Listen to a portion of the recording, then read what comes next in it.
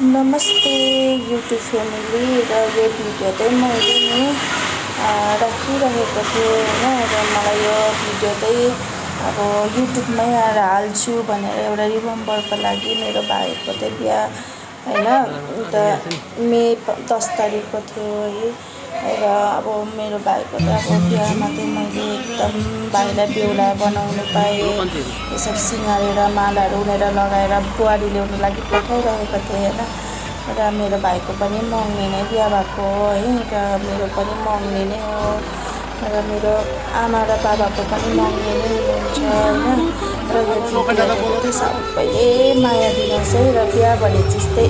एकैपल्ट मात्रै हुन्छ है 10 पल्ट हुँदैन र एकदम खुसी लाग्छ यसरी चाहिँ बिहा गरेर नौलखी बाजाहरू बजाएर यसरी ल्याउनु जाँदैछ है बुहारीलाई र एकदम मेरो बुहारी त कालिम्पोङको हुनुहुन्छ र उहाँको चाहिँ एकदम